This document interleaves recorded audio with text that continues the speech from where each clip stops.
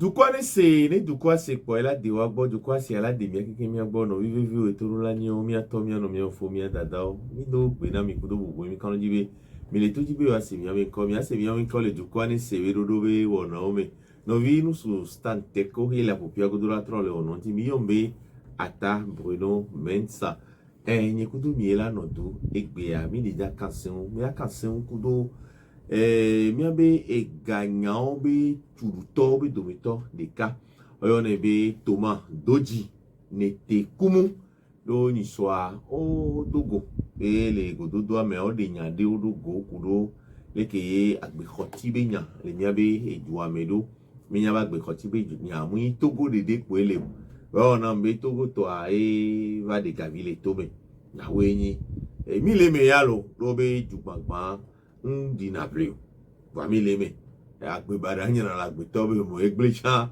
mi le me kakaba do keme o mi la doji ya ba se ro fikio me de be ni ko wa mi de mo ne ma do wezon ne mi ma me pepe mi gan doji Thomas ne te kumu wezon yo a ho me to au fond de violé au fond ni so da be do donc leko elia ya te globe yo globe mi fo mi la gbe ya wa gapo wa isem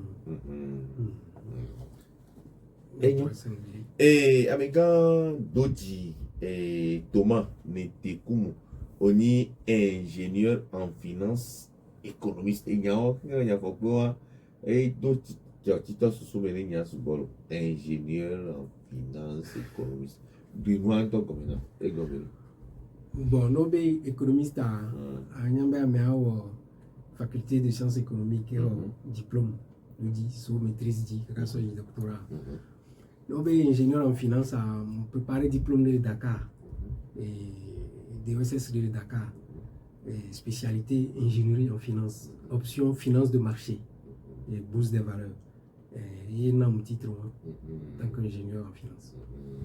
Ou le hoto le joro gbaro to le dokosi o gbea ni ku toniro mi do cabinet ni on avait cabinet de conseil en investissement boursier mi homa les Abidjan les bourses de valeurs mi on a donc so go bi le tane bourse de valeurs monsieur Menoui et il y a un peu ancien directeur les EGI Togo bon EGI Togo chan ni Kenya a mis tout banque dirigé société tout banc qui a créé les 8 pays de l'UEMOA, mais il y a une société de gestion des organismes de placement collectif en valeur mobilière, Opti Asset Management.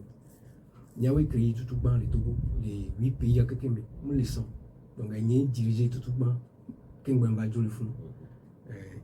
Donc, ma gbọ̀ngbé fún pòm lẹ́wọ̀ dọ̀ kí n jó les fiora dans le besoin fiora nous les adidas comme lycée technique en 98 donc qui n jó les nous fiora nous mais privé mais pòm depuis 22 ans. Et non amiga n'était comme on les a société bien quand on avait veille économique et how am dit même nya hacking oh association ni do kudo Metarika, Vero, Mategno, par exemple, docteur, voilà, Machi, Elemi. Ni va tout décider, tout comme Gavigno, à mon télé, pour nous, il y a les dénous comme il a tout mes vieux, c'est bien qu'il y ait et pour l'eau, le plot, les qui m'y en opacité, on dénanou, des gommes, caca, et de me la sonyabe.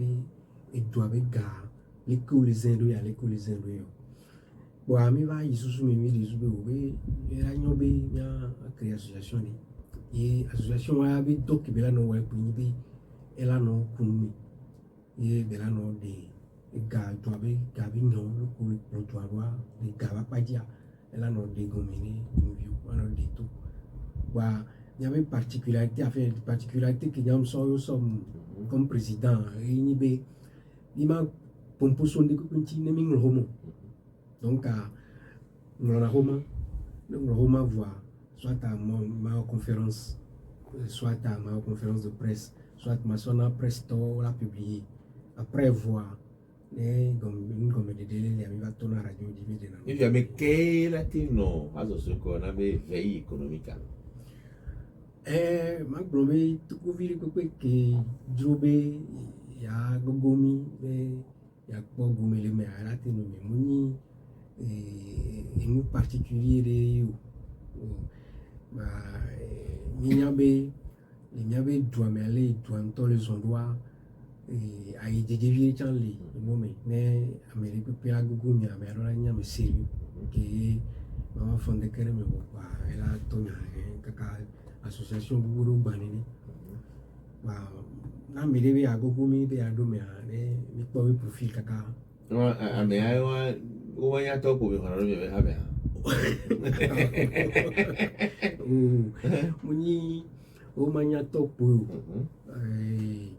avec mise pour kafa nya go mo cha e cha la teno mi na weni abe gabe nyowa économie be nyowa elle est un peu compliqué voilà bon mais ame abe nya me adodo ame sérieux et bébé agogomia problème amiga doji toma nete kumo enyi soa mi dogo kudo nyakaka do to ye mi dende o mi no kudo lekeye agbe ale khoti le mi abe do abe ni mi le gbon viche mi a meko lu tune gabe nyawa o le gbon inflation kudo to nous que viche la val hihiam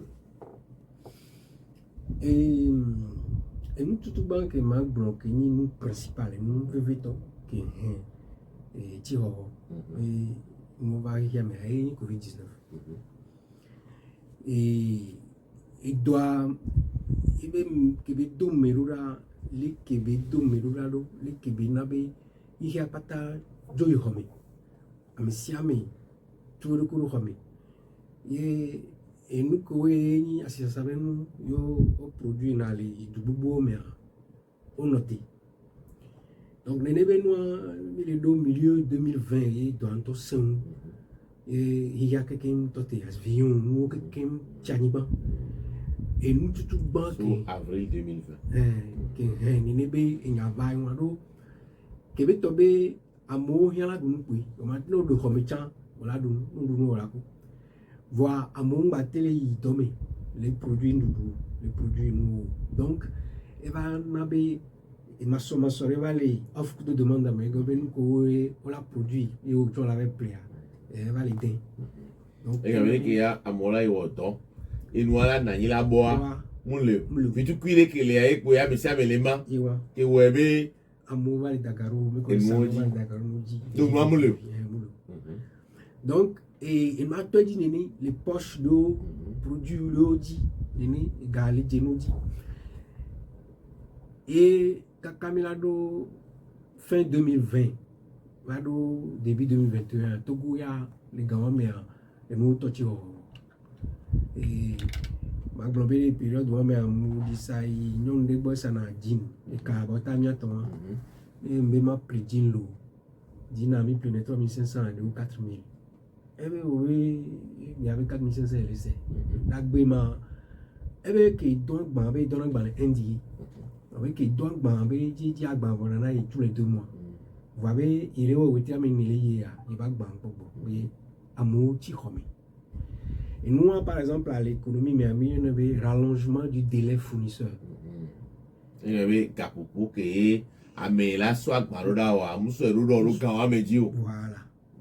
Et on a un stock qu'il y a merci ne le voir et là no daga vivi do munya game agba ya ba bon donc nous que nabe que covid a bé zeta kawado début 2021 quoi et nous to tiro donc nous veut toi et ni covid-19 et tiro ko be man to ba bon ni son besi ba kwa ke va te dire mais on a des facteurs accélérateurs. Et nous, que vous avez tout moi. Il y a des gens qui ont les sang, il y a des gens qui ont les et nous, qui allons poser problème, quand on a fait fiantois, et donc toi. Nous, nous, Asie, Durome, Chine, ne o po be do agaja de funa yo o na confinement o to china ba pona mo ho no o po me chama ro ho ne e fi be usine ko we le duke me o po mo ro ho me la usine o ke en tonati do ane usine a te do 2 semaines 3 semaines 1 mois quoi et ko e be sanali ya me o ke en ni ba po de pe la pro e fi be garage mu et gavale de transport maritime transport aérien et fret et gali jenu aya me kundu do nyao agmakola so to apoji ko to et gali jenu ka de transport terrestre vodia et liké amo le doro le ti comme nous que kimbana be no odangba agba ba do paul le melifi kembo we fi ho chan et ma globé qui doit décembre 2020 mais moi et il y avait du prolo va pas du cibe et on a gamé et nya ya yavo et gavale hiao donc ce courant antia o da garo nous dit o da kaka de taxe à l'importation ou de taxe à l'exportation les produits d'eau mais o da garo nous dit quoi taxe o idi o on que mieux be réactivation de la niche fiscale donc et nous radio taxe radio lidaresa on va les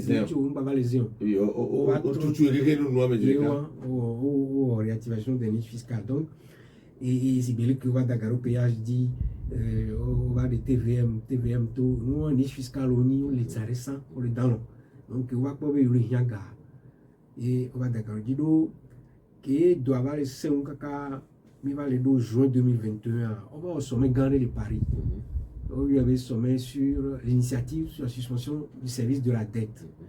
Et au Afrique, il y a du bouton. Les nénés tout. Cas par cas, il y a. On s'en couvre les pauvres. Il y a beaucoup de toits. Donc, bon, mais il voit les blancs, il y a la première dunti, et doit les 5 000 yaga. Il y a un peu budgétaire. FMI Tobé, il y a tout premier fin que vous soit alors restructuration des dettes, rééchelonnement des dettes. Et me doit le proposer, il y a tout et fianto, et doit pas vous virer.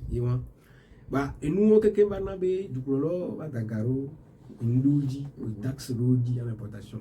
Que gadgeno dia, avec les sanois, et donc, gadget ino di kaka fi ko le sanwa le premier là e ba do bo e gadget tax do no di e chan e la wero bibi e ti aseni ya pondi no e chan e dagaro no di nene e mu yi won ifia to go be particularité que mi mi le do di sia ni be effet les mi yo be effet boule de neige effet inflationniste boule de neige e go me ni be amekele sa fleur les motoa amekele sa fleur les motoa au plus la fleur les bo 500 on va y pour 1000 francs laisser on a bien le go sibiri enya keke le joare keke ya le meye et ça va les dagaro le fleur adima et nous que les henine be nya va est simple on peut be amele sa fleur ka fazer andre mu fleur e be bu on le sentiment ti be 100 francs et ça ne la double c'est dans la petit matin 100 francs bon non on va laisser 100 francs 125 qui ne tient nous tient la plus bonne 125 qui alors dit alors que là on a appelé 100 francs on dit alors dîner donc et tient va pour nous kaka et gakebe on a 100 les saflawa yi chanting plenanu be duna kufiowa mbale sunu et tient ne butame kaka là da virero et tient toi dit mais il y avait pouvoir d'achat batting potono le qui les doigts yé mi yo me fait boule de neige comme ni bi et nous va les do début a me sia me ki bi salanu quoi même né mule e ba gban ti ke bi le plé a gam didi ou chan elle est obligée là va dakavir do nous ke bi le saji né et chan batting plé nous porter do nous ke bi le sayi ku do so ku vio do et nous porter ko plé no dia plitia a etia ele hoti au plein naissant wow gaku ubale wo fifi yu ya zo pla gam bare su o to la daviri ru to aji yera na kaka tamnyo wa e roser ko sa na le fa do gba wala tin da garo ji fa do chan o la bu et il est ni tout goût particulier te il va répondre à mes siamés les dagaro nous pas t'avoir le petit Abega n'était comme doji Thomas ni so vaya ni wakodori ndo nyakakado to l'effet économique be ni comme et nyakeye mi de logo ne jukwa ke mi obodo wa kudo nyakakado to ni so bon tout ba mi de fiamo be et nyakole blobe no le hotia nyawe mi so FMI be chiffre do ba mondial chiffre et mi so de fiamo be et il y avait taux d'inflation et jolé 2019 mais jolé pratiquement 1%. Actuellement, elle est 4,3%. Donc, plus de 155%. Mais on a des menami tata. Vous avez imagé. Nous avons 1% et 4,3%. Mais même les Sénégalais, ouais, il y a nous la soie et navi a blutore que les affilés et tassi a sintore que la filia. Navi ili hatore chanke la filia et bah c'est noir comme une dia le colatin de menami nemi asi européen en français facile olé ma de gomero pe ni be demi so nko mi pleno kiki o so bli o so ayi o so molu o va so te o so timati o so mo ke mi plena ni pleno gariji les économies mais mi on a comptari sona gao kiki so pupu et au divisé ne kudo chiffre d'eau et no au number 1 et mi so mesuré na et toi kembe en koe belé en koe sabe tiro 2019 mais en ene be number elle est 1%. Voir que nous avons 2021 fin 2021 nene be number elle est multipliée par 4 ne merci comme ndeke flan de kele disa egbea e gakejeji ani flameni alo flam atonkole iwa ejeji et les nous quelqu'un qui met le plat avec nous quelqu'un yijiwa ou à contact bois et ti rohwa e koiji zene et bien ti rohwa koiji zene alo zia to te pe ameni alo te pe amatonre mais que dit les dons avec les sanois et les doigts les sous-bois allo doit dire les dons à qui profite le crime question hein et question me Google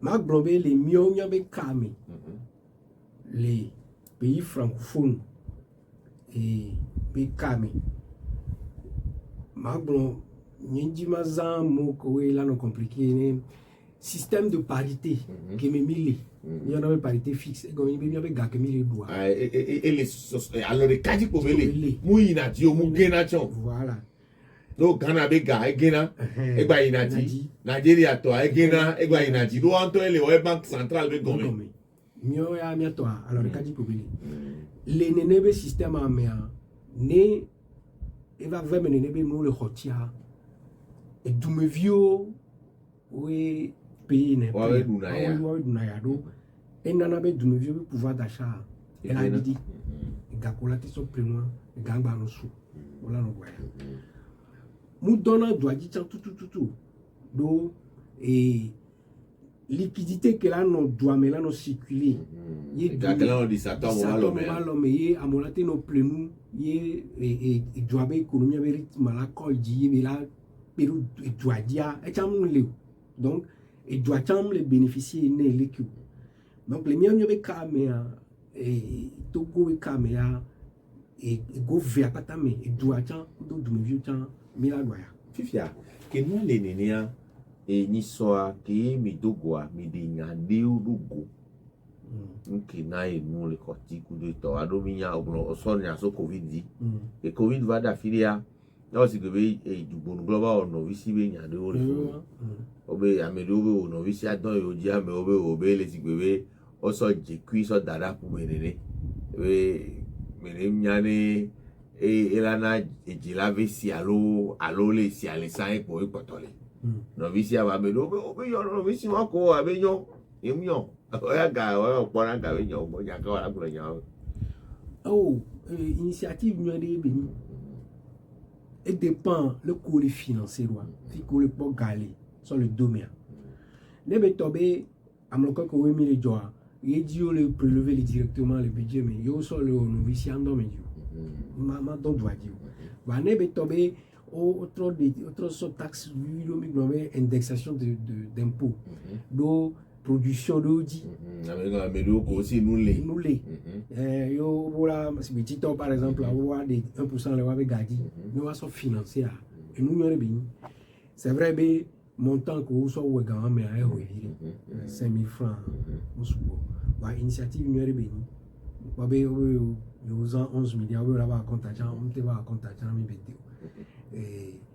et nous et puis au moins généraliser le coup là généraliser le là dans médio afilo pour ouais le lumé au bouclage ouais le socorréjan ouais le socorréjan bah sinon et yebedi Macky Sall au Sénégal voilà il y a 80 millions de toi on peut et pas droit niveau de pouvoir d'achat et bien ouais ménage quoi là on ne gagner pas bon 5 000 francs le fille oui bon nyane mirabate do mi sommes no fiamo ni sobe et nyabe fait du nous on a be et double là on a senti be on le hésiter mila wea mima wea do ni do tension vile les nyabe trésorerie a dit mi tout fait voir ga kele potona mi la so plotoa basu boboro basu ga tu fiale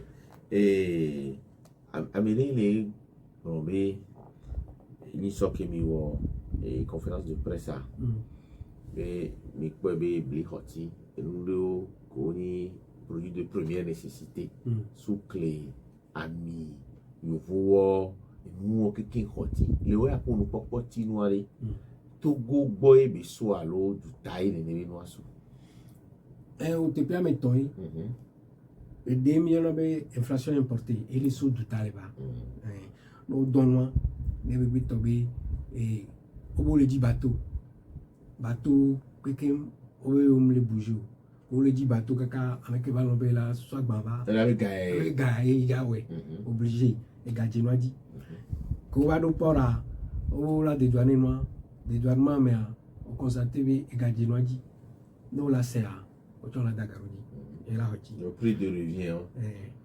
et prix d'achat plus les frais et prix de vente on va calculer le prix de revient pour avoir mais pour avoir bénéfice qu'il a dit non chama nous on la tin pour là nous ciment et nous voulons que baba paye nous expliquer ça et du ploro entre temps du me vieux non wa o dagaro et un poro di pata ne wati bogado amerique ko nyaga me covid à l'avant kaka na bento chan covid a l'économie même va le considérer be eni premier risque ne hiya pata donc au dagaro nous dit que on va les gars aux mesures d'eau ni soyo on va les des TVA do sibe même à l'exportation avec BA avec les exporter à la carte ou les exporter et le café coutoir et gadi oui et nous taxe à l'exportation dit et nous tombons en 2021 il y avait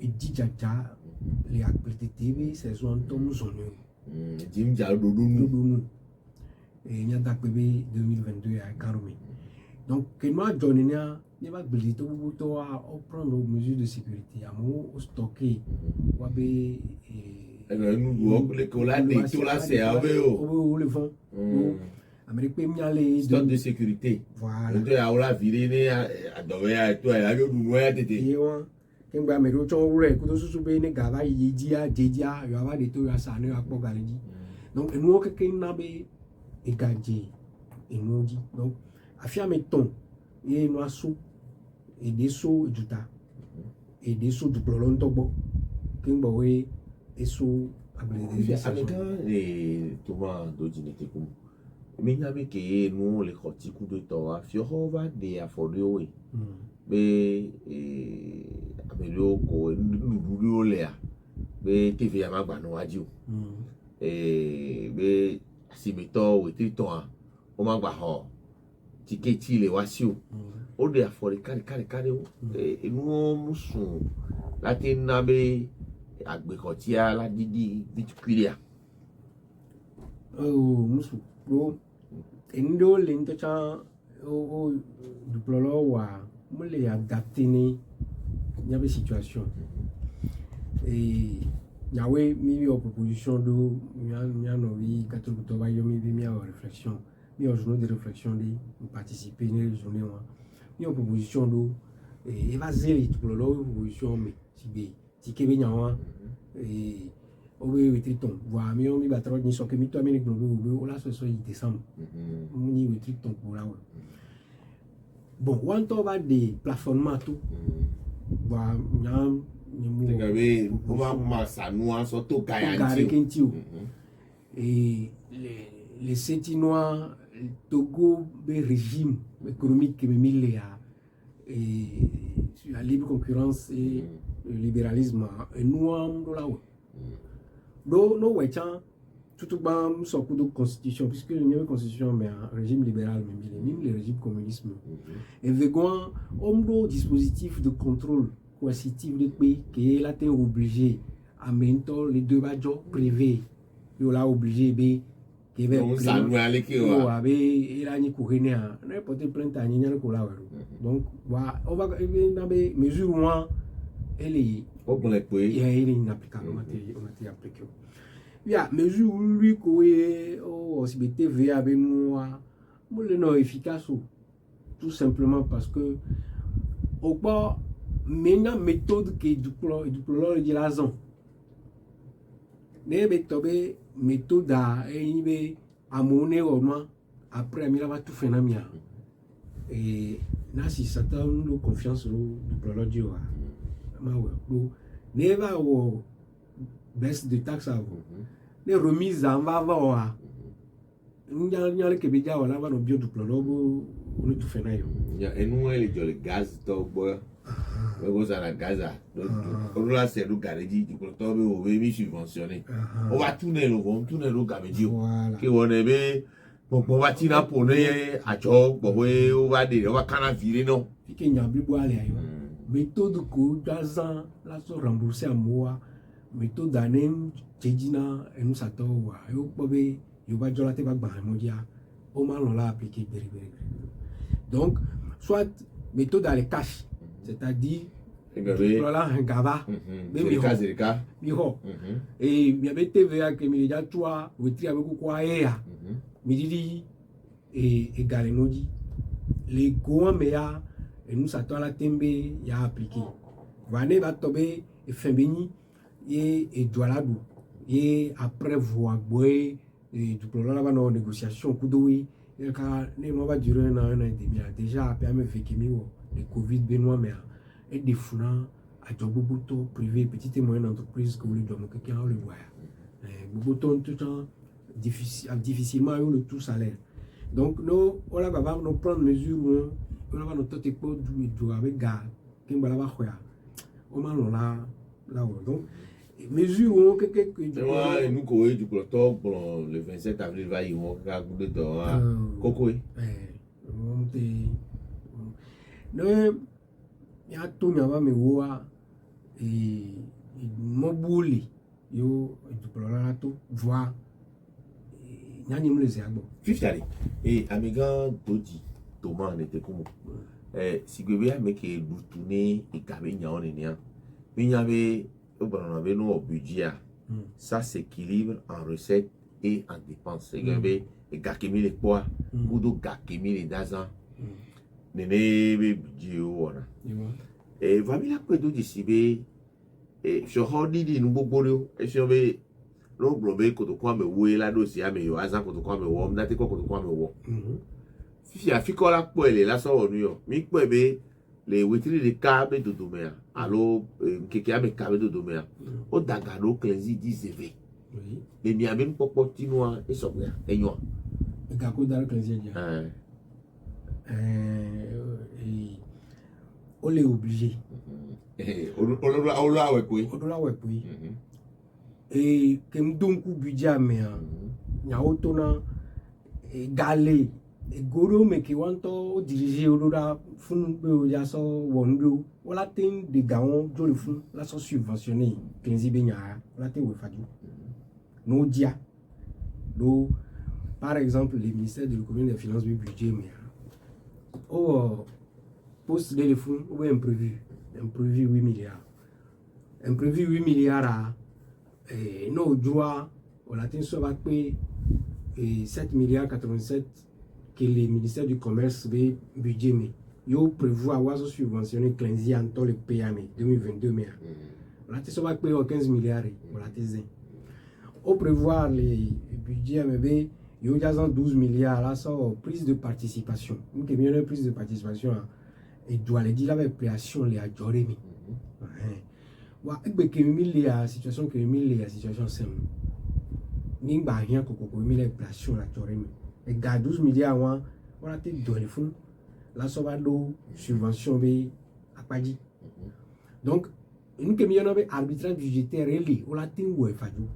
Voir nyawe ni be e gadi cleansi a dire tout et qui mieux mieux à compta mais les pobé déjà le janvier mais les tout là donc cleansi à janvier 2022 le plan les tout là donc cleansi à et coût additionnel gars et supplémentaire et dia et gogo 13 milliards Eva moi to gonto de na gaso plein na cleansi ore wo sa na minimisia mi jamais trop ça non mi trop na garura ne obe mi a cleansi be do no na yo yalo ni to gonto de na gato no re gato tu ban o so to cleansi a do avec beso doit gagner fonds de roulement initial là doit gagner bon amewe donc cleansi effectivement on va chana kudo banco yo honaga o so dona cleansi no be se kwa o bata so na garuna te yo o na revolving wa et nous que les nibe ne amo o wa po be gadi cleansi adi ne wo do yan o bro ne du plolo be yo donc cleansi an gari ki didi de ke yo la se du plolo po be o no se ni nia du la les ruta na yo wa o blanc be owe yo la di gare do gomini ne watin di va niveau ya leki ne noa ine wa e ga initial e nya 11 le petrol gate be no me e donc ko mare o me do mi ano bi Ferdinand e ga initial du ae be gai muni a joke wona opération ami be gai ni e do be gai o so do be disposition kin bo we o yo rouler na le di if ya cleansi ba le o me kai be nana nem tono be munya le kitutu no ina ra mblo et les setinois ne be tobe e du loloso caution so do gomeni a job ke yo tengo domino ni me ba jo yo e nya po ho no et on m'a te cautionné américain ne le doit joa maso akpare na o no manwa akpare la ni doit chan pe voir les que tu yo mana garo no sa cleansi avoir les adjo kele donc cleansi a les distribuer ne station d'essence au do joa ba pa dia ni nous les tellement caché que ni matin o la o tu afori nu kaka awe lo po chone lo alo kuntu ni matin da fo pe di fi la glona mi be lekebe ina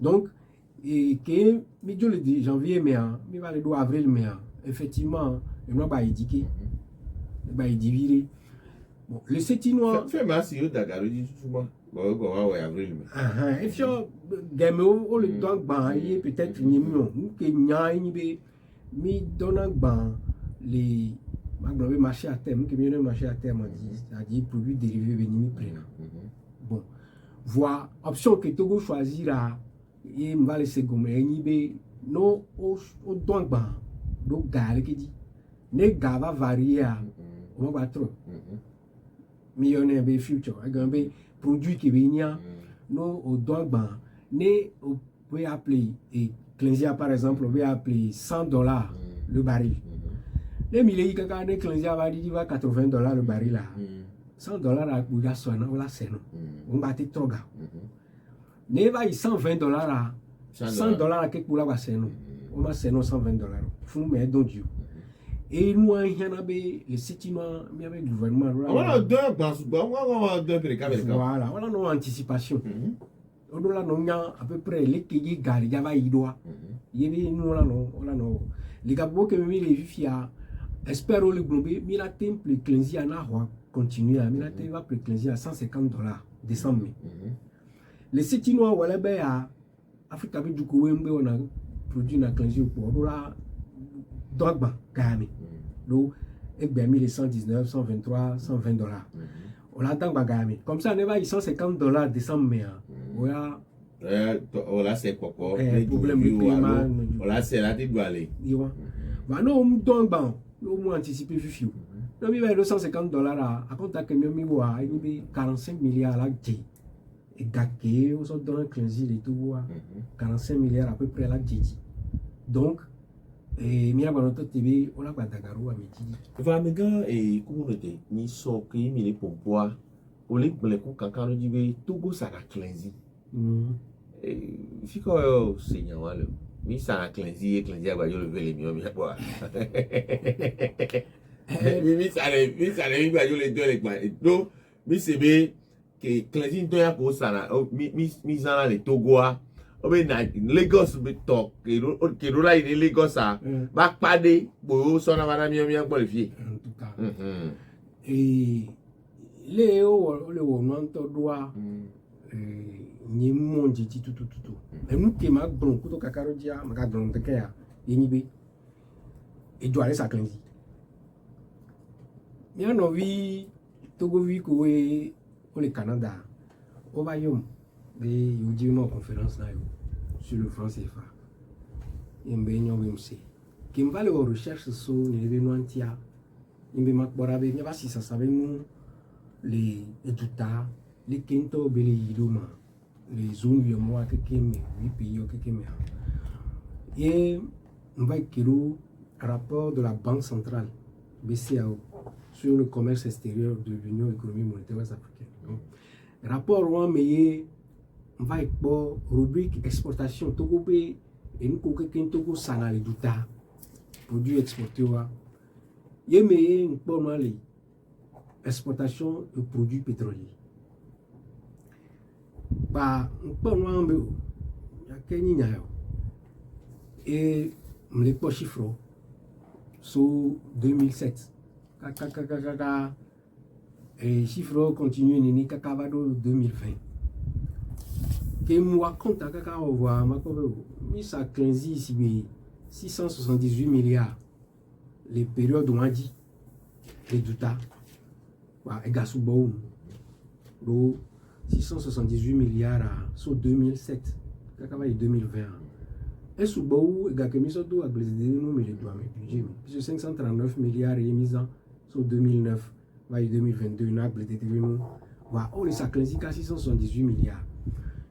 On peut on travaille pour et du côté de Côte d'Ivoire, pour Bénin, pour nous kakambeo tout comme chiffre là mini producteur de pétrole et mounan on kuna clavier Togo et mounan et même les exploiter pétrole et mounan bon il faut qu'il pas pétrole les produits pétroliers les kakami les san kaka do niveau comme par exemple là 2019 à Togo le 41 milliards il ça les gars mais tout pour Bénin va pas dire les 300 millions.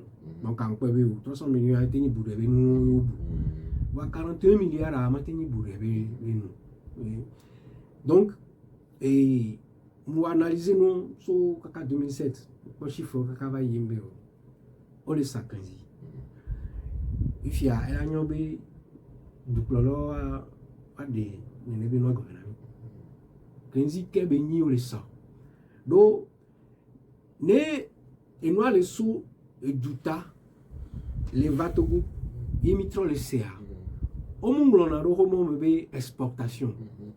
On a roman bébé réexportation. Rubrique réexportation quand et tableau que mes chiffres les rapports à mes Mido Togodo rubrique réexportation. Et j'en ai vu ça. Et Tchanli. Et allez, à peu près 1000 milliards. Et Mire Sassika, Kudondo, et tout venait exportation. Non, bon, Léo, exportation, n'est-ce bébé? Et bien, nous, les miassi, mais les cellulaires du tas. Mire produit noir, les miabé doumé, mire cellulaires du tas. Il y a une exportation. Nebe tobe noir, les sauts doumé, là, les tomes miabé doumé. Il y a mire cellulaires du tas. Il y avait économique en Romarola, ministère de l'économie et des finances. Biobé, au Pornuya, les rapports FMI tomé. Banque centrale de rapport, mais Banque centrale de rapport, mais voilà, on a été dit, mais là, ah, ni mo afori de won no kenti ni mo afori de won ngbojo le ni abe duplo lo ba zon do me ka flanke ezubiasia ame wo ni fiti mo ba yo e ma odo kudo yo kudo madame ajo madame odo mo lo homa madame ajo madame mi no enwa koreeni e signé ni sorora ministre de l'économie monsieur Ayaso Kame.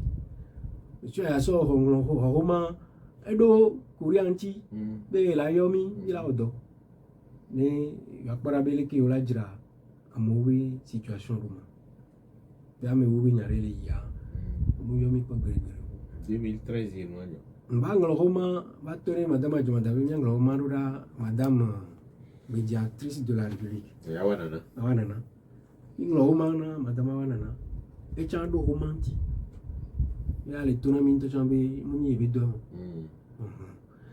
wa npo nu kaka ba ko be o nim jina la gutane do ko si c'est allé nka leko yo kwedo do kaflan c'est le citoyen lambda qui tire le diable par la queue il avait du mi baloa et les doya les big be siak be biak be non mais après mon nom la du fifi anyai no yo voa ewa obo mdola seto kotokun we asiri keku fantio wa egbe a obesa ko mama me 27000 alonde we 13000 euro no ko bu ipo aga ke o le sena yo wa eji ke we be odidi alone pono alonu ke o la gbe so yo wo so wa sukle e khoti amianto ya obe egbe o ma gba po 25 litres le asiame be 20 litres les voix o le se ou 25 litres beka et nous portons que wa e gaji nuji le opo ebe do be gbe abola te nwedo ya gban la no ozu ni du mevio ami en proposition sous bon proposition oui you will be entre autres et que vous la te premier mi la télévision opo m'blogade mo expliquer na mo ga mi le conférence de presse avec o le Togo si be pays riche ni o le Togo si be gâteau be du un gâteau du vigna oh le Togo l'ordre de l'humanité et le Togo si potentiellement quand même et nyabe to memu nyabe do le Togo vi on adoro et kutuku nyabe gale miasi potentiellement voir n'importe des gars des garogo et bobo to ke mi le odogoa et bobo to a de poe amore fin ele amore gomi exemple opo et blé benya je vois benya de umsa SGMT wa ibe potoli to gon to ba contamia problème moi ma se pose voir que mi beba so et politique de privatisation on to le nya bon nya bradage no au matin no plodu ye ola be banque doit be banque à me courir le doit be banque à me fin banque avec kaka quoi oh mauvaise gouvernance quoi et solution chimique quoi et il be ola c'est pays pauvre de peuple mouton les pauvreté mais que be la no sa ye be actifo e be asa nous monsieur na me buo ba ba mo no tro no to ba so no do atro no poka ah mo la imposer wa be nami Mido a doit me vie que mieux une concurrence monopolistique mais le que la ting va me kakabe a doit me vie que les concurrence monopolistique mais du problème matin do maîtrise le roi du kakaye ou la négocier et bien yo vo bien même c'est comme va fi que courir les ani be mi ndo la que ça GMT va mi ça là mon qui mi ça et les propositions par exemple en le banque de CAC et Potonamia on va faire do no sea UTBA. UTBA une banque de CAC Botorambia no sea ne courir va oboja financer ndi les douamea banque que milava yoa une banque étrangère ou de privé taux d'intérêt que au droit yo la appliquer nami do waya actionnaire le tot te bon payer dividende na yo yo doit aller sous bord va ne mi antom y avait banque lo le miasia le game au crédit les banques privées le crédit de 12% et doit banque a été décidé et à 7% là et là nous anti éduquer pas tous les pauvretés mais wa matin va no saibe nous kaka kwa on to ande pe ba na si one ku va va na tenyale ko la gérer mina na exemple moi depuis 7 ans au moins dans un tio donc les propositions que mieux fait tout ba mi les gombe abilité de bignoa budget 2022 à 44 milliards et au voté au le gombe projet d'investissement public au le PIP oui 63 milliards sur l'assistance extérieure et nous Kenya mis les quoi une directive de depuis à les respecter normalement il y a pas budget qui mira non so doit président nous dans 10% des budget national donc nemi bien respecter 2022 toi 170 milliards et dollars il y a président 44 milliards 44 milliards pour donc mais les proposés on est sur 77 milliards pour le moment 2023 bon il y en a là ouais mais les globés on l'a tout restructuré mais pas briser début nous parce que même l'agriculture a même restructuré on soit ni ba nyaro sur le derrière wa nyawa fou alibi non les motiver à briser to ado nous c'est on ça donne nous c'est là ça engrais non dona gavi na we yalo en ça il y a ni ma globé ya fio do et ba mondial ton nous so en ça tu do antia les rapports de mes meilleurs systématique contre diagnostic et tout septembre 2016 et oui en ça tu va les bon et bli va les saler tout tard après blia et nous va les donc couper à tout 150 francs CFA 200 francs CFA avec nos salaires tout à 350 francs CFA et ba mondial to ou pour sounya anti nous on sob les rapports à bah en ça il y a des politiques qui veulent mener quelqu'un les nyao tout mais nous sommes de politique sécuritaire alimentaire qui est c'est dit à auto au double nous wa miolo donc on l'a motivé à briser to ado nous c'est à encourager mais à mer banya beni de agber et garato sur menai mi les globé on l'a dit du plolo be ga ko le bois on l'a dit on l'a divisé par 2 non que les blancs et non sommes ministre de cas par mois ne veut coûter dans les Togo ni matin do nimdo et nous bulletin salaire de fiene mu yo gari no fia no yo le tribunal à ma solution be voir matin blanc be améliore dans le fiara dans le du améliore 2 millions par mois nous le possible 8 millions nous le possible de amela no donne fiora ne doit nous les donne le privé mais là no donne doit ni responsable ni doit là no 8 millions par mois nous les possible ni a donc vidéo ni a niveau que les sioux ni a volume de travail que les sioux profondeur de réflexion que les ans résultat que les va ni et du matin et du pauvre ya mais là no do là no 8 millions par mois et tout donc on l'a dit wabega les capopos que me do ya du plola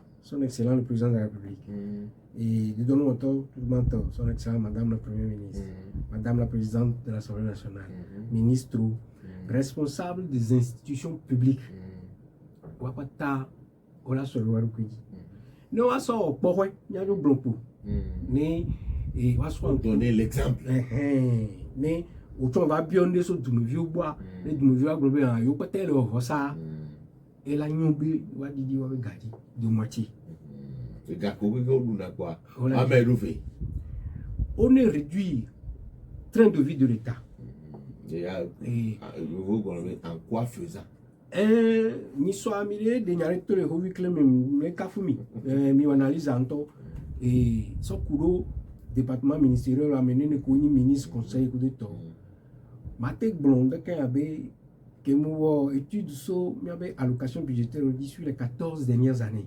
2009, 2022. Et département ministériel n'est pas créé à Gogo 60. Il y a le Blon ministre qui est auto. Il y a le Blon conseiller département ministériel. On l'a créé à Kaka, on l'a tout le monde dit, on l'a créé bou. Kaka, elle a tout le monde dit, on l'a créé bou. Département ministériel. Peut-être que tu as un ministère de désenclavement, je crois. Et Gogo 60. King Bemira, le ministre qui désenclavement et le ministère de l'agriculture. Voilà. Alors, puis rural, quoi. Alors, quand on a allocation budgétaire à 2022, on est d'accord avec ça.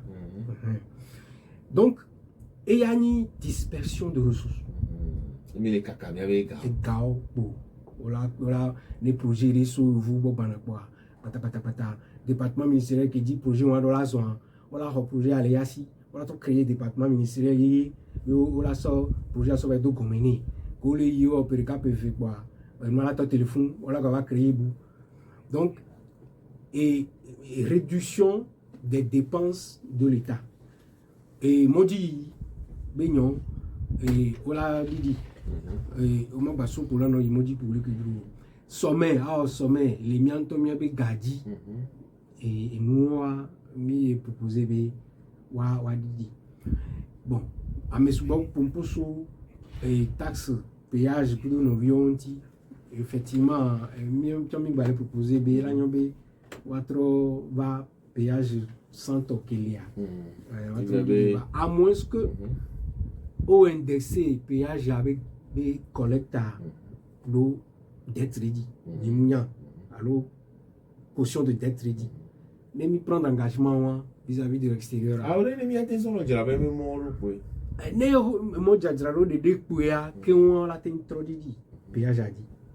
Va mi prendre engagement vis-à-vis n'a me mais à mes années soins tombé gavazo tomo après mi la tout fini voir péage we gagne la tout fini hein mi prendre engagement wa ni mo baté trop bango donc comment tu dis péage a dit ba ni le blombe o sous veni bon donc et nous de court terme on la wo fidien il fi ami ba proposer une meilleure proposition après de solutions de moyen de long terme et on la va trop renforcer détournement de fonds publics, à lutte contre le détournement de fonds publics. On l'a trop renforcé. Et au final, les garatés, les trésors. Mais de décider, à mon, au saumon, les gars, au créer une société écran. Et au dassi, avec ce que nous dit. Et nous, on a trouvé, nous, quelqu'un dit. Mais, pour avec Gavano, il y a mis ici, société écran, qu'on crée à. Vanimayo de gouvernement. Pour le moment. Mais quand même, les corrélements, m'a dit tout. Donc, et mille globé, on est en inversion des priorités.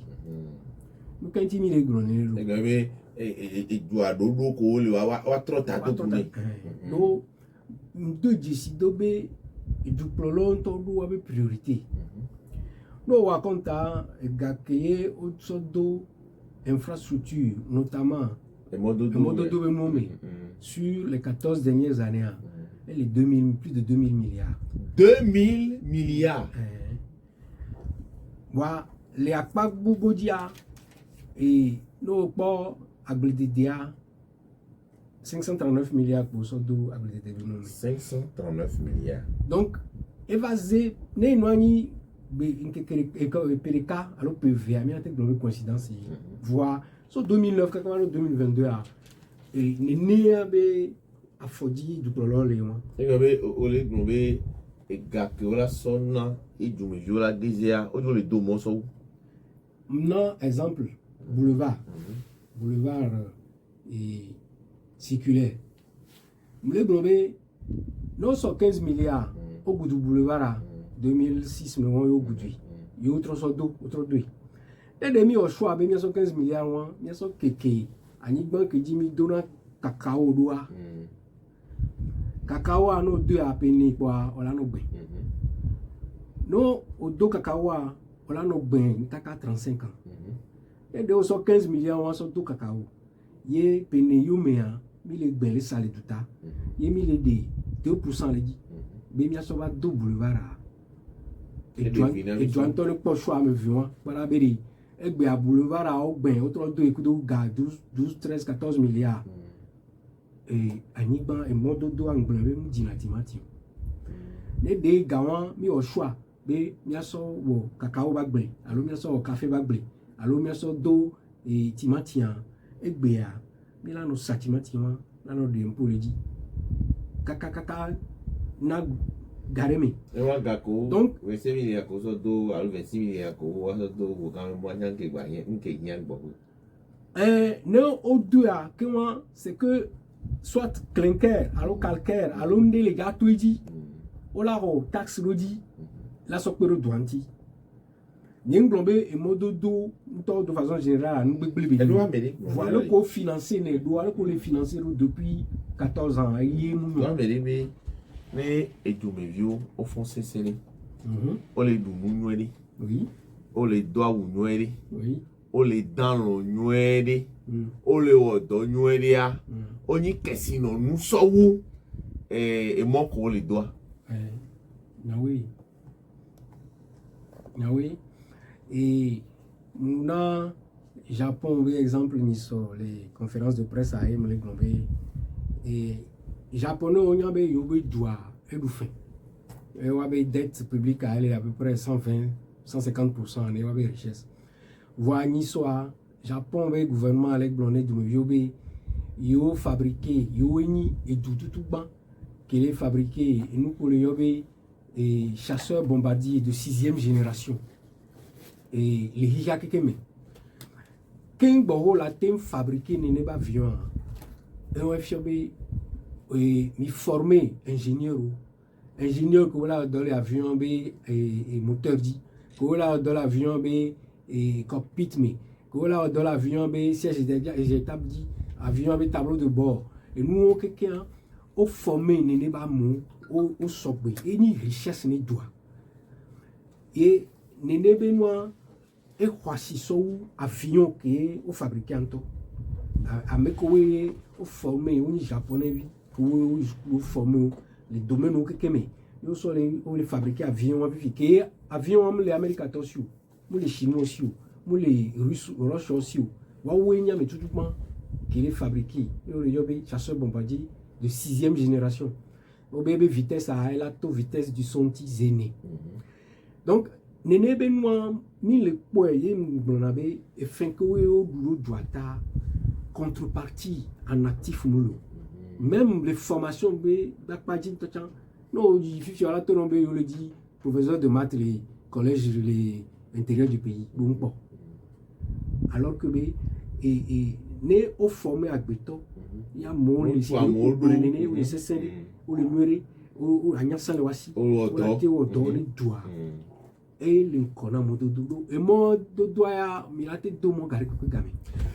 Et non, mais les deux arrêtons d'Odi, Thomas, n'était comme que les veille économique, si peut bien ingénieur en finance, et économiste, et les pour les qui a béaroti, les qui ont point B, les du bonuglo, qui a béala, gazélé du vieux viticulia. Et j'en ai à des mots, mais là, les 91 09 71 91 09 71 oiseaux. 96, 61, 58, 58, et il n'y a que 1000 blancs. Les miatins d'eau, et Amigan n'était comment? Mais on que les nids, toi, mais avec Smith qui est mis les loups, ou d'autres qui est nous le crotti, mais on doit se Smith gayantia, pour avoir les colas 3 lentido, n'est pas quand nous menons du meilleur. Et nous la traitons comme Smith, on a que 3 roues. Et magnifique que mimi ya joba somia imi la bana de zuzu mi atro togo simi ga e ho mo akonta na mo ni so mais et togo les peut-être à maglon les zono yo moa les CD à omea et jouer à toi et jouer à ma ton mais doit me veku imi linkona Niger jouer à toi mais il doit me ve et pour mi linkona et du coup Niger ko do Libéria et pour et togo simi linkona et au Togo be revenu par habitant gagné vana en moyenne net me vie les péricaméa elle a à peu près 76 000 francs par mois 76 000 et ni moyenne Simi gars les gommer gamaro. Et ni 76 000 francs par mois. Non, il bénéficie les 156 000. 156 000. Et ni bénéficie. Non, il Ghana, elle est 258 000. Ghana, qui t'a le dit le via. Par mois. 258 000. Il y a Béné, 156 000. Et m'y a 76 000. Non, il cap vert que m'y a dit ni sur 2 0 à. Les 342 000 francs. Donc, à vers à ton coin, il y est. Ah, on est mis 342 000. Par habitant. Par mois. Par mois. Yo, les deux hommes. N'y a pas Nigeria, Tchanto, à peu près, et nous, Côte d'Ivoire, plus de 5 000 $. Et n'y a pas $1 600 pas million en parité, pas pouvoir d'achat. Et au soit à compte.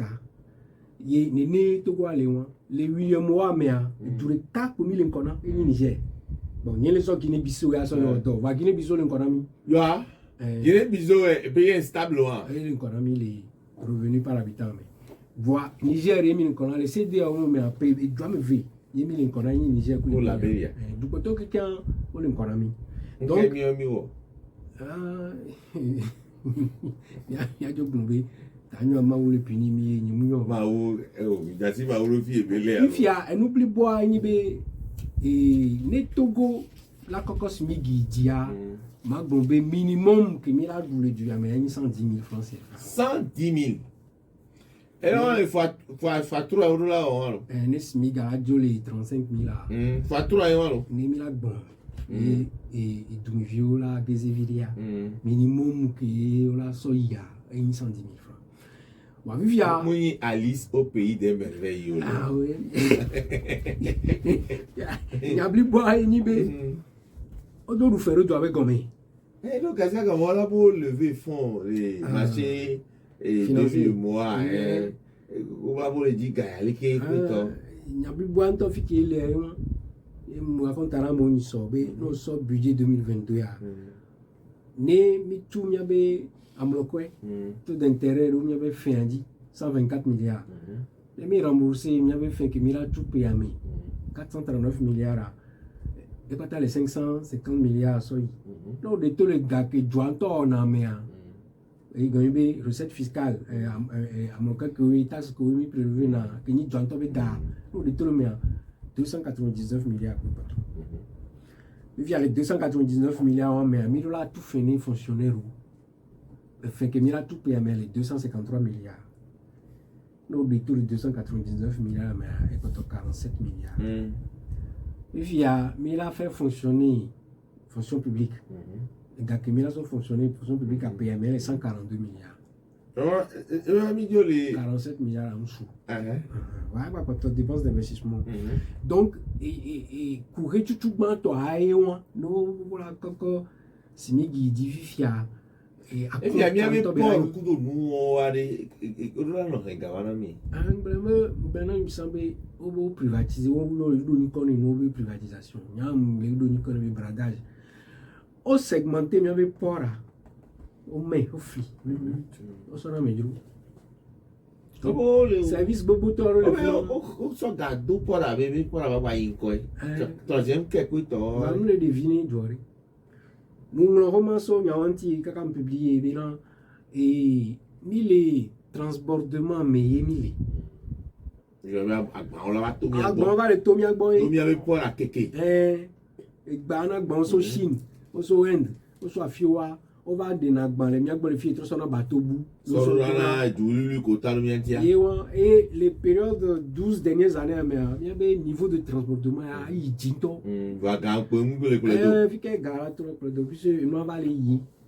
donc Gako et Agbanko bientôt mis les tout exportation donc les vins importation directe n'est droit en transit c'est en moins de 6 milliards nous raconte avant kaka publié Roman 20. Donc, dès qu'il y a pour aller, il y a l'homme sans et service ou quelqu'un il y a l'homme il gagne na trésor donc les gars pour toi les diamants que ni étranger le pour là non et bien diamants comme dit quoi égal tout le doigt mais même chose que ni et noan que mi les zones France que nous quelqu'un libanais que couleur dans le doigt mais la plupart revenu de Wabe compte dia et Gamoutina compte a dit 1 an, 2 ans, 3 ans et doit a roulé il dit bébé la jo. Donc au salon boboto ni so ba sa mi ko to et au salon ba ko et donc et nous ko ni nous là no miasi en de ka waji la sa ni phosphate ava yo vogbe do et phosphate avec ga ayé alimenté na mi réserve de change. Une devise étrangère, il mis sur tout la fin. Il mis sur tout la fin du temps, il y avait commerce extérieur. Phosphate est alimenté. Bon, cacao, tant viré, café, coton, tant viré, il mis ça du temps. Et gaon alimenté, il y avait réserve de change. Donc, mi matin, ça phosphate, on a mis ça phosphate à Mirado. Mais on va tout faire du temps. Donc, et on a eu une politique de privatisation, voire en réalité, politique de bradage. Donc, à Jordan, là, notre doigt-ci, on a nos fonctionnaires. Et nous sommes coton, badjoa, Makudo Samsung, sort dans les conférences. Nous sommes Samsung, badjoa, et on va aller Samsung. On va créer nous en Corée du Sud, nous Samsung, nous sommes papier, améasana. Et les 360 et matériel électronique et nous appareil que nous mis pour na réaliser ça téléphone portable et nous sommes gapopo que nous créé Samsung à côté gapopo que créé bien et Sotoku à peu près année génération de caméras Samsung GBA il y a le chiffre d'affaires à les 30 000 milliards de francs. 30 000 milliards. Samsung le chiffre d'affaires va bien mi bénéficier d'un aide les cotons baignons mais kaka au bola so coton so on gandé on kaka bien surtout quoi avec chiffre d'affaires mais va c'est on va le chiffre d'affaires mais c'est néolam mais là il y a les 91 09 60 alors 96 61 58 58 les mieux à bio nyade avec Thomas Doji n'était comme que les veille économique be président les mieux à bien nyade les vies chères ben y a que les gloires avec les miadea il a dit yo fa à bien allô bonjour là o ma yon encore ami a Abraham so le bada me de ko me le tam ko me nyare chama ko le bleu nan quoi yo la be mu ko me se pon ko ni me nya me le bia me ko do le to on chi ko buru to da abun be mo ko me le ma ti se ko lo afre do bo ma to ga be jinya la azom avec Abraham Macpé no chan 91 09 60 allo 96 61 58 58 dans FM allo allô oui bonjour là de kufio le yobileo to coin pon ami fa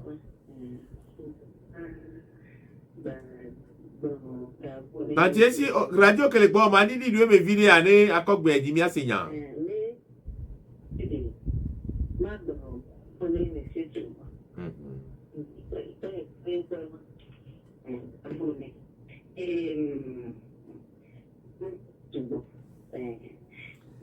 Oui, madame ici, nous avons les dîmes. Bah, madame ici, elle a nous besoin d'être yoari. Elle nous fait que réseau à la nyonyoria. Donc, il est dit là, Seigneur, voir même télé Seigneur. Allô? Oui, allô? Oui. Bonjour, tonton. Bonjour. Ah oui, Dondi. Ah oui. D'Adoyasu à Dondi. Monsieur Thomas, bonjour. Bonjour. Ah oui, Dondi. Oh, oui. Chama Saboué. Papa, ma bonne association, me fait beaucoup dans les douanes. Mais la douane, il n'y a pas d'association pour quelqu'un. Ni maro association, il y a vraiment un deux bois.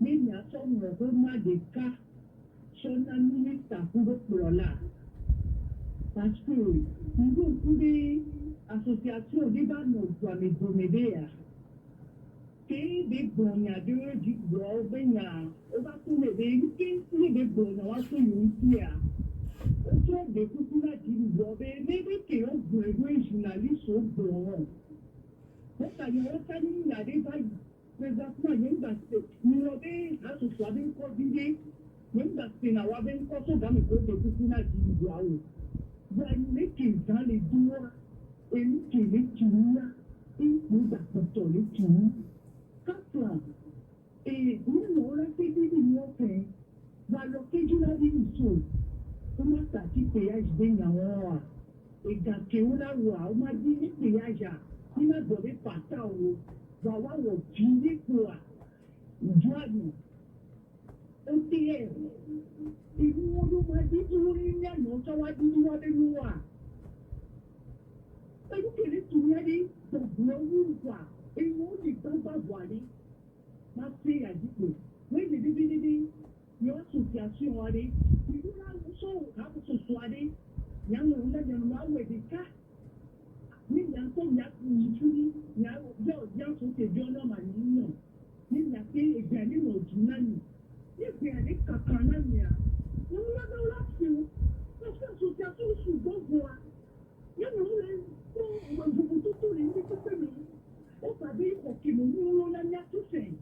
ó padà àwọn oníjọ anátúfẹ̀ ànígbáwó anátúfẹ̀ ọ̀lẹ́wùlà ogun ẹni kéjì òjìnà nígbà tó dámìlíkà ní jámìlì tìbìlì títí kúrò láyọ̀ ó ní kúrò ní ìdìjọ àmì tìbìlì pèyí ìlú sùnì ní mà wọ́n ti ní àwọn èlé sùnì tó gbé ní pèyí kéré àwọn kálákù wà sí yàrá rẹ̀ pọ́ọ̀bùrọ̀ nílẹ̀ ìdíjìlẹ̀ jùlọ àmì ń kọ́ èyí Enyo mi dakpe amiga doji enya ke da do bro nyamya no la so ado de nchi oh nyangare le maso pere prima tone bene doji me mi no du e du no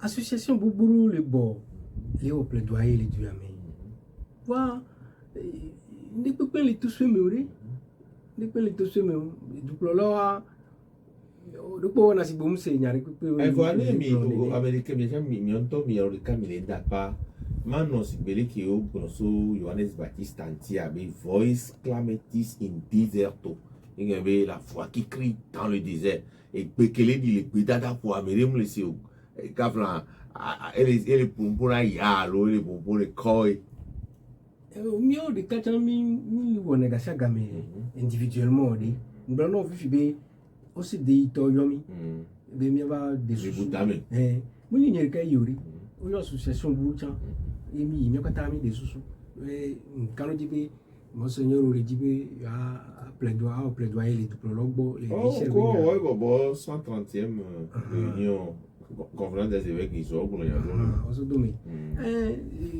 kanu jibe po cha le nu gome pour beaucoup de oui donc a mi nyere ka yo une association Soubo. Voilà. 91 09 71 alors 96 61 58 58 ne mi yomi quoi. Mais là que Romi anti me dit be a donu nyame. Allô? Allô. Oui. Sopino, bonjour. Bonjour là. Le coucou tata Rakayo sur le bord. Monsieur Thomas, bonjour. Bonjour. Donc, on a tout dit notre côté. Et que tant d'à sortir aller. Et puis, va radio avec les micros nyawari. Il y a des choses pour qui n'aiment pas yo. Ben a au niveau. Fallait ni bejoa. Et les cigars passés pas de tini. Et vous que le womia. Et il peut pas contrôler womi. On va bomber le président Bewa de nous. Et il y a kele. Ne peut alors militaire. No ba agro la be péage. O ba agro la be douane. Drève am ke duro wa yo kolo. E ka ke duro wa yo le hole no bo si no lo apa la douane. Mi ta pa be mo frontière. O wu na mi papa alléluia. E nya kele. Ende pe ikebe na yi wa fu ko bele. E ko pa ma gboro ya. O fofo. gbàjọ dynamique kaka ló gbàjọ bíbí adé ó pàkọsílẹ̀ pápá méjì ní alómìnàdé alléluia lẹ́yìn alómìnira gbéra rẹ̀ retour rẹ̀ nínú vanillano yọ ìrìnàjò tí míànà tá pé là èsù bẹ́ẹ̀ míànà sọ pé nǹkan mẹ́sù bí míànà ní ayọ́ ní àtà pé ayọ́ ní àtà pé àgbọ̀n pé ó mẹ́sù tó máa bá kó kólé èèyàn mi owó kéde gbòòrò àwọn àtọ́ á ní pọ́ńtà ní fún anya kélékélé àyè tí ẹ kò ní yóò náà yí ló lò mẹ́sù tó máa bẹ́ẹ̀ ní àgbàjọba ọ̀ma fóbìnrin àpè táwọn èlé tọ́jú. Eyan, amegan Thomas, il y a qui tenter à gagner pour rien, mais il va les taper, mais les glognon, mais au bé, sous le to yo, les nous yo think mais va pas quoi, mi foi. Voilà, et aussi bébé, et si pour le corps pas quoi tu veux. Et oui, Nyajo. Et oui, Nyajo. Les Sétinois et société civile là, c'est une même association tombée né mi kunume ye mi wo analyse ye mi sodogo ye mi tete po juplolo ye mi pobe o mle woro ne be no aji ne wa tro ne be mu wa Sétinois mi la bola manifestation bon fia mi a pata mi disi mi do ne mi o manifestation e tu binya e amene ne ya no tu no nya bli bo afunbele Et viare, magnobe proposition yo ko mi le ware. Et mani radio dibe nyakpo, on a des discussions de couloir. Mais là tu du ploto bo ka flan du ploto a chan économie. Mais là son redi ebe a du ploto, si be du evi gbalo ne ya, e ya nu ya e lutuna, et nous ke po aye, ebe ya so do ebe plonji. Ne lo e se mettre ebe disposition, ya otoku itamunyo wa flamana. Ne yo ate na emi abe du evi wa po vovo. Mi wa de nebe démarche obe ya ekpo du ploto a et otu agbodo a. Obe ya ekpo du don no to tutu gban otu agbodo a. Obe ya ekpo ministre Sani Yaya otu agbodo a. Alo obe ya ekpo ministre de la planification otu agbodo a. Ne o azonizozon le cas élevé. Yo va de disibe et nous ko le 10 ou boa e nibe ya bonu e baron pompo wa. Et qui ont au choix. Oh, tcha. Là, tcha. Et ayo no asoge ya no pompo. Et soit ya no asoge no pompo lo, alo ya yi du ploto bo, ne ya dun kwa yi ba pompo. Et fiki no e va de na fule gado noa e yi wa. Et bi na be no pon kaka l'obligé, on l'a au choix. Bon, ya me doa ni pas au choix. Milazon lui a dit. Et camion, on va proposer un déna, on tient garé mener un pobe à Fikendo ya. Yao? Ah, mais du viol bien. Donc, et du plolo ya, on blanc semble au bout avec priorité. On l'a constaté. Sous que t'as mis à poson lié. Nous coulons le dit là où on est. Non, mais vous allez blondiabou, sur les chakawabe no mais et jodina dibibi non. On t'en la de disibe au bidi. Non, bananami. Et que mi pompoa, et que mi dans la loi, bientôt le capunya. Et que mi font la loi, bientôt le capunya. Donc, et mouni be mi mou on ne démarche ou blonzota si ben yana mi vivi. Et nyekuto evegon yede eva pom mi tugule station e mi tugule e le connais ma mécanicien bon. Mi jaba jaramu. Wa mi le kansin. Wa ebi ame arike mi e mambe ebi awbe ya de kuku ganna mangro homare nai. Il y avait deux bénis du plateau. Il y a un bloc. Il y a ce bolé qui est un bloc. Et il y a un bloc. Il y a deux bénis là. Nous voilà, il y a quelques deux bénis là de tout. Et bien, il y avait deux bénis du plateau. Il y a deux fins d'année. Vous avez matin, il y a le ballon. Il doit se remettre là. Comment comment? Eh bien, Manglon Virena et Sokudo, projet de réhabilitation des voies ferrées. Il y avait les qui ont trop fond. Il y avait les pambés moi, les loués moi. Le maillot nous soit avec Nico. Et une tonne de baignon, c'est bien avant projet né. ne était qui l'autre proton qui a le que on la blocoterra va tourner avant projet on la trouve un projet en tant que de faisabilité boé mais là il y a un sort au son qui là d'accord ma et va non 10 000 francs ça met un 10 000 francs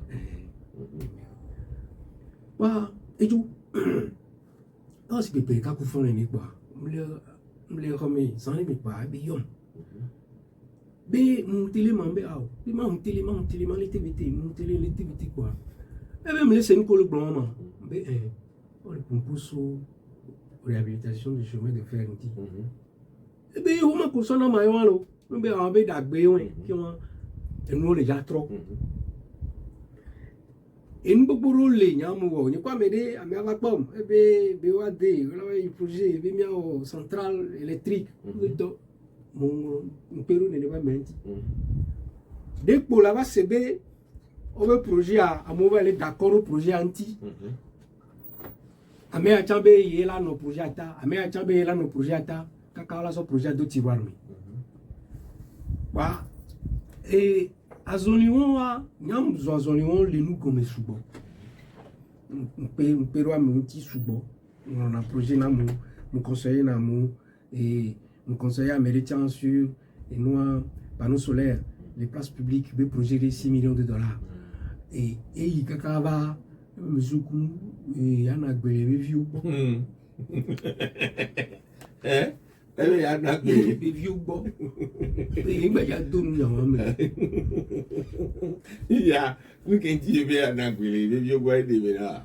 Et bien, qui est romantique.